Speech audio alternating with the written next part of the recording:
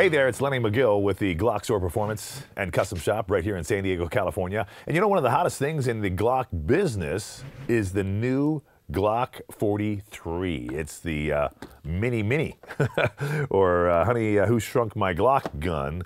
Everybody knows that it's the super small, slim design, single stack 9mm. The 43 is really the hot gun because it's easily concealed. It's lightweight, has a capacity of 6 rounds, but we do sell extensions that make it 7 or 8 rounds and give you a little better grip.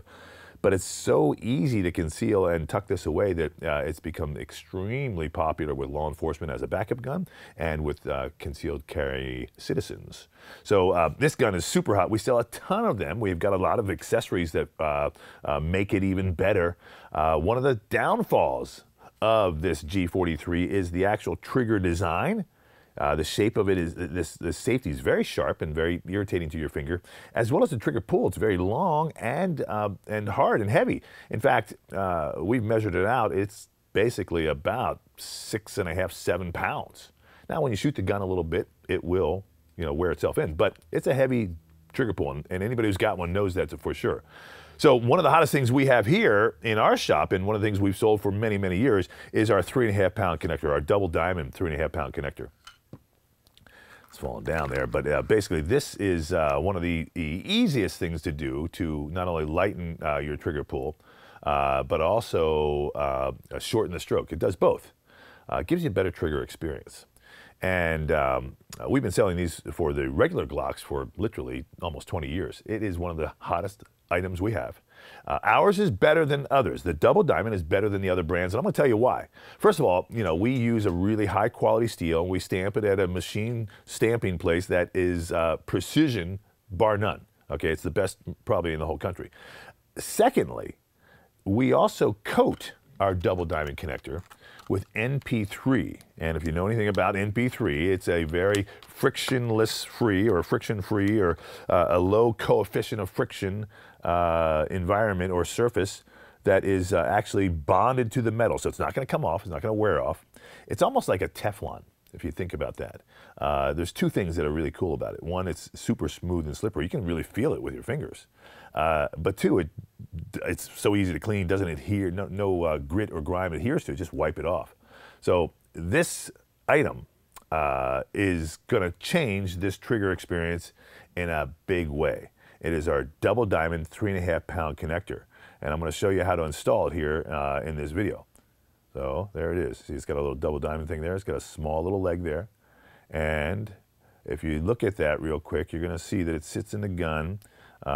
Basically, if the gun was pointing this way, it'd be sitting this way, and the trigger bar rolls back that way. So the trigger bar rests underneath that ledge, and that's where all the action takes place. I'll show you that as we get this gun open. So that's our double diamond 3.5 pound connector. We're going to install it into our Glock 43, and I'm going to suggest if you don't have one, you should get one. So first thing we're going to do is take our 43, we're going to look at it. I'm going to observe that the trigger is really kind of in a fired position. So one would assume there's not a round in the chamber, but we never like to assume that.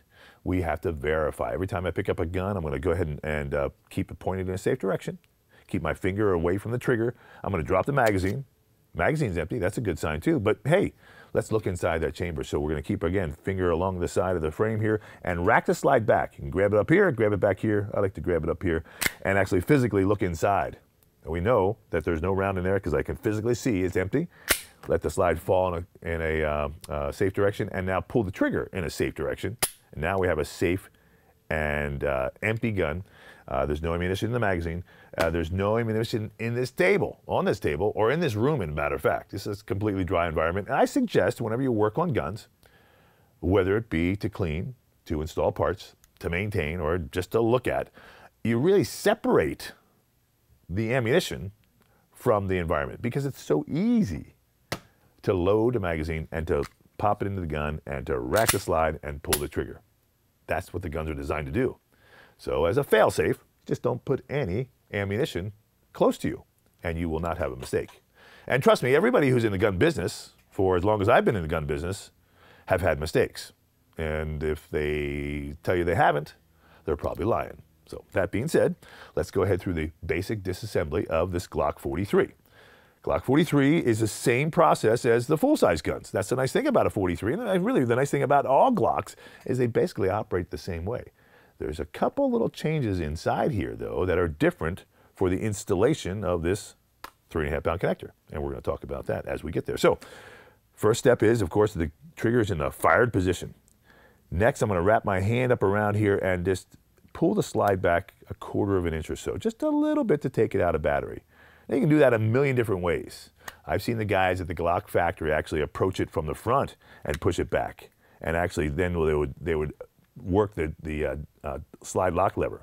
But I find it's much easier to grab it from here. It's safer, your finger's not over the top of the muzzle, and pull back, and then grab the slide lock lever on both sides. Let's get in here close so you can see the slide lock lever. So that's it right there on this side, and on this side corresponding right there. So it's a 2-finger motion, the thumb and your index finger, and we're going to pull down on that and keep it down, pull down and keep it down, and release the slide, making sure the slide doesn't fall off. I want to hold on to it, but kind of push it off and then grab it and slide it straight off, and out it comes. All right, and this is the guide rod, and of course the barrel. And we'll just pop it out too while we're at it. So there's your basic field strip, bing, bing, bing, okay, and your lower half. Now, we're not going to work on the upper half at all. We have other parts for you, as you know, for the Glock 43. We've got barrels, and the tungsten guide rod is one of our hottest things for the 43 because it really helps reduce the recoil. But that's another video and another product, and I think I've already got the video done on that. So I'm going to put that aside, and we're going to work on the frame to replace this 3.5-pound connector. The frame in the Glock 43 has 2 pins. Whereas the newer model Glocks, larger Glocks, have 3 pins. They typically have a trigger pin and a locking block pin and a trigger housing pin. In the Glock 43, you're going to see just really the 1 trigger pin that also works with a locking block. So it's kind of a dual purpose. But there's only 1 pin above the trigger versus 2. The trigger housing pin is basically the same. And the trigger housing pin is plastic. It just captures the trigger housing with the trigger bar into the frame. And, you know, it will actually work without it because it's basically kind of locked down there anyways. But it is there to, just like I said, capture that into the frame. So the only thing that's different here, and it's very important you know, is that when you look inside of this guy, you're going to notice that the slide stop lever, it has a different shape to it, and you can see it a little bit from here than the factory one. And I'm going to tilt this over, and let's see if I can get some light into there. There's a little spring right there, and that's the slide stop lever, and there's a spring there, and that spring pushes up. So what I'm trying to get to you is that the slide stop lever, which is also the slide release, has a hole in it. And that hole is captured in place by that pin. The slide stop lever has a spring that pushes it up. And so this pin has a notch in it. And I'll show it to you when we take it out. And that slide stop lever pushes up and gets captured in that notch. So I could take a punch to this, and I could take a hammer. In fact, I'll pull my punch set out over here. And I could pound on that, you know, for a long time, and it may not come out. In fact, it may damage the slide stop lever if I put a lot of pressure on it. So I'm going to show you a little technique that should help you, you know, solve a lot of frustration, a lot of problem. Because what we're going to do is we're going to reach in there, and we're going to push down on the slide stop lever, slide release, to disengage that circle on the notch of that pin. And it's interesting, you have to be very careful not to push it down too far because then it'll catch on the top of the notch. So you kind of just gotta push it down just enough just to take it off, but not too far to catch it on the other side. So we're gonna go ahead and play with it and see. Now, if you do it right, it should just push right out. The pin should push right out. And notice also my little tape roll here. I use that as a place to capture the pin. I could also do it with my punch set here and put it over top there. That's either way. I have a cavity in which I want to capture the pins. My gunsmith, they really like the tape rolls because they can just pound them all day long and it's soft. and it doesn't mar or disrupt the finish of any gun we work on. So these guys have really kind of converted me to using this a lot because it just, you know, looks good. In fact, theirs doesn't look so pretty because they beat on them a lot. So what I want to do is I want to show you now, I'm going to go in here with my thumb or anything and just push down just a little bit. And you can see there's a little bit of play here. And it's kind of hard to see, so you can do it on the front side as well.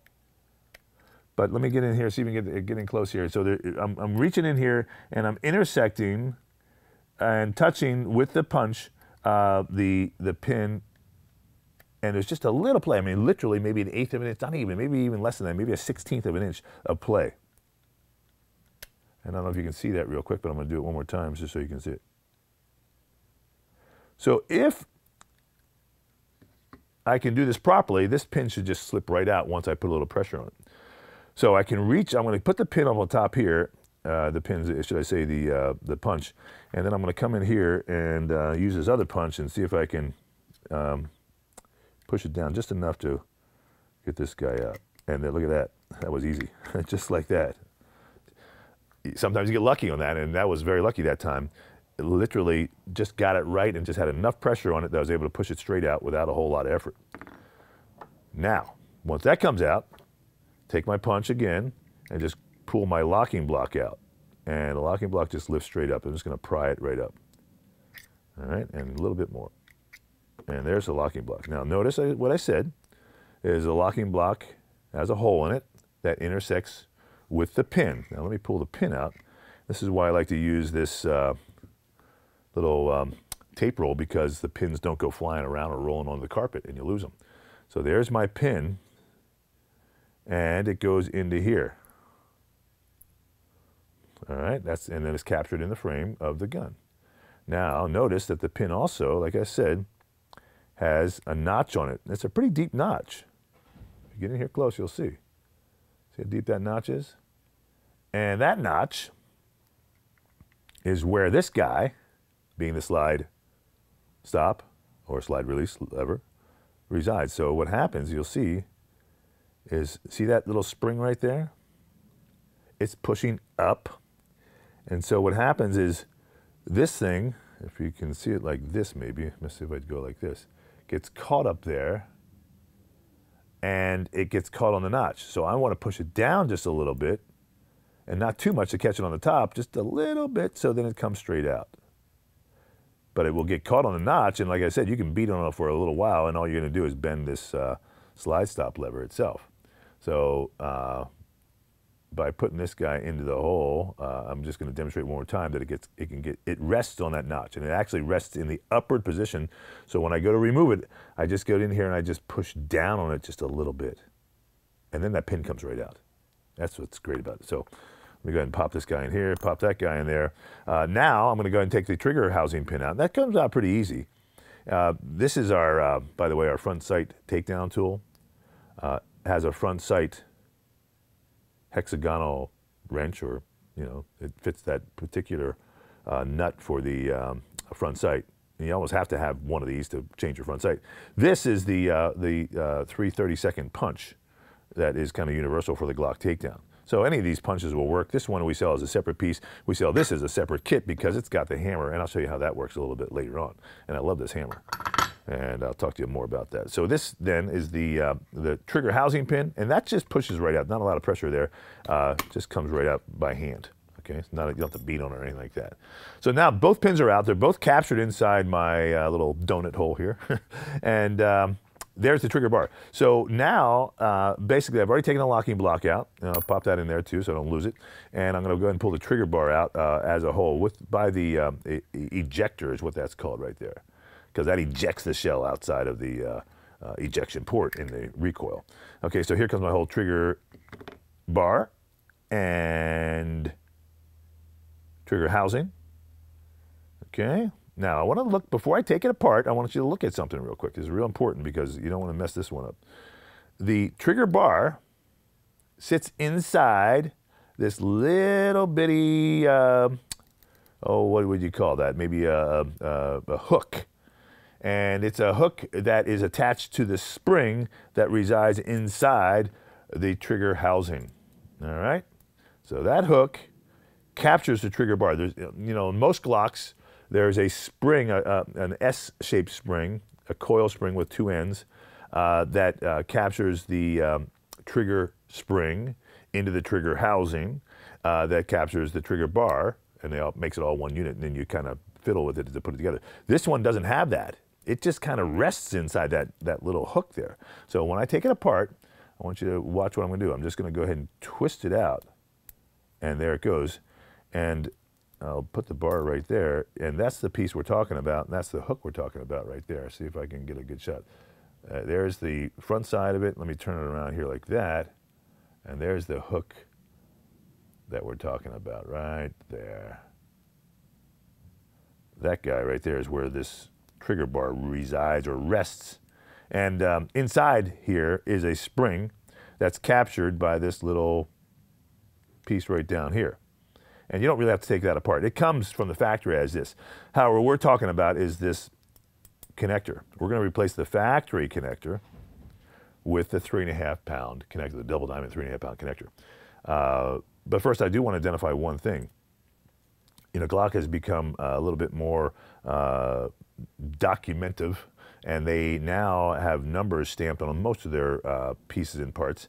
And this is the number that they have stamped for the actual trigger bar. So there we go. That's the trigger bar. That's the trigger housing. To take this guy out, which is the standard connector, I'm going to use the punch again, the same punch, 3/32, and I'm going to push it out from the other side. I mean, you can grab it and pull it out, but you know that's not necessary. And sometimes you may bend this. Now this is hardened steel and it's spring steel. I do want you to notice that it is not flat against the trigger bar. It's by design. Okay, see, it has a little spring to it. That's part of the action of resetting the trigger. So don't be alarmed or think that it's bent. It's by design. In fact, the angle at which this is made, it's not a 90-degree angle. It's actually like 92 degrees. Okay, so if I put that on the table here, you'll see that it's not straight up and down. See that? So, and it's by design. So it's not, that's how it's supposed to be. You know, for a lot of reasons, you look at anything, that doesn't look right because it's not straight up and down. Well, that's the way it's supposed to be. Okay, so let's go ahead and push this old one out, or should I say the factory one out, and then we'll install the double diamond and basically be done. So let's just see. So there we go. Here it comes. And that thing just fits there, and out comes the piece. And there's the factory 3.5 pound, or factory connector, which is not 3.5, is like 6 pounds. And there's the double diamond. And I want to show you something real quick here that's really interesting. Just look at the material and look at the coatings, and you'll see what I'm talking about here, you know, being the double diamond. I get my big fingers out of the way. Let's see if I can just put them down here like this. I don't know if you'll see them well. No, you won't. Let's go like this. And, okay, see if I can get the right light on it. So double diamond is over, of course, has the diamonds on it. And the Glock is the shiny one. Our matte finish is what the NP3 is, and it's, like I said, it's kind of like a Teflon. So I don't know if that's the greatest place to show it to you. Maybe I'll come up here and get a little bit more light on them. It's still not working great, but you know, bottom line is you can definitely tell the difference just by looking at them. You know, ours is a little more polished in a sense of the finish is smoother. Even though this one looks polished, trust me, this finish is a lot smoother. And I do want you to notice one other thing while we're here, because this is what makes a 3.5 pound connector 3.5 pounds. The angle at which this lip is, or this folded piece, ours is a bigger angle. So what that does is it drops the trigger bar off faster. And because it drops it off faster, it takes less effort to pull. Hence, that's what reduces the trigger pull weight. The felt weight you have is based upon that angle right there. Additionally, it shortens the stroke because you don't have to pull it so far to make it go bang. So that's what this is all about. This is not an easy piece to make, trust me. It's a big machine, makes all these little stamps. And it's quite impressive when you see it in action. All right, so there's the factory one, and we're going to go ahead and replace it with a 3.5 pound connector, and I'm going to just drop it right into trigger housing. And if you notice a trigger housing, there's a slot for it, and there's a slot there, and then there's basically a place on which it rests. All right? So I'm going to go ahead and drop the small leg into that little slot. And again, my fingers will probably get all over it, but I'm going to try it so you can see it here. Just like that. There you go. Oops. Okay, so here we go. We're going to start it like that. There it goes. And I'm just going to push it straight in, and in it goes. And of course it will be tight because it's designed to be tight because we want it to live in there and be part of it. Okay, now I can take my little hammer if I so desire and just kind of, now you notice too, I have a nylon tip on this hammer. So it's real important you don't use the steel because we don't want to bang it up. And you see that I'm hitting it against this little tape, which absorbs any of the other recoil on the other side. So it just kind of pushes it right where it's supposed to be. And if you notice here, how it sticks out a little bit more than the factory by design, because it gives you a better reset. So that's, again, all by design. It gives us a little bit more click on the reset side. Okay, so there's that. Now, we want to go ahead and get the trigger bar attached back in here. Remember what we had is we had the tail end of the cruciform, they call that, and then we have the front end. The front end gets captured in that little ledge. And the way we're going to do that is we're going to get in here and we're going to dip that front end in there, and we're going to get it low enough so that it gets right on that edge. And let's see here, I'm going to need to get close here. I got it right there. And you can see now that's what it's supposed to look like. And it just buries itself. It kind of marries up there, but there it is. So now, to really do this right, I want to hold it here with my thumb. So that's kind of how it works, because it's going to want to, move up and down. And I'm going to place this back into the frame. This being the trigger bar and trigger housing assembly. All right, so typically we'll find the hole, the slot right here, into the hole of the frame. And then we want to make sure our trigger is straight as well, and kind of get that lined up. And one of the things you're always going to hear when you do this right is a nice distinctive click. So let's see if the mic will pick that up here and get myself lined up properly. And I think I can do this right. Let's see back here. There we go. And I got to get that moved in here. Here we go. You ready? Oops, I had my finger on it, but it did click. And if I had my finger over here, it wouldn't have clicked so much, but my finger kind of absorbs some of the sound. So there it is. That drops in pretty easy. If I look inside the trigger housing hole, I see light, and that's a good thing. Let's see, there, you see it? So it's all lined up. Those holes were lined up, and that's basically, it's seated.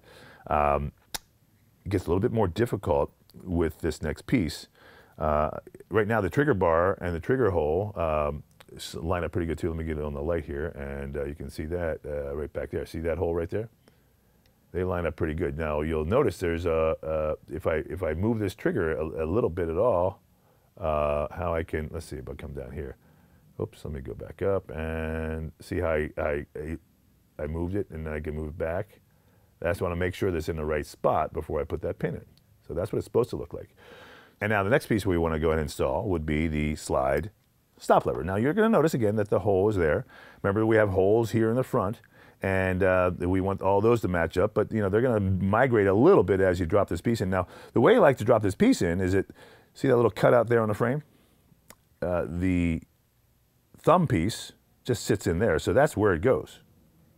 So you don't have to try to do much more than that than just get that thumb piece in the right spot. And if you notice now, if I look inside here into my frame, you'll see there's a little bit of light. It could be occluded a little bit. If I move the slide stop back and forth, you'll see that motion there.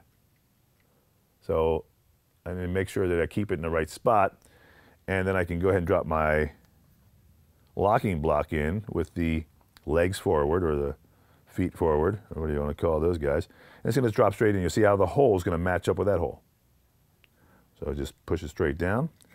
And now, if everything's perfect, I'll have a good hole to put there. Now, if it is a little bit out of whack, I can take a punch and just go in there and kind of straighten everything up.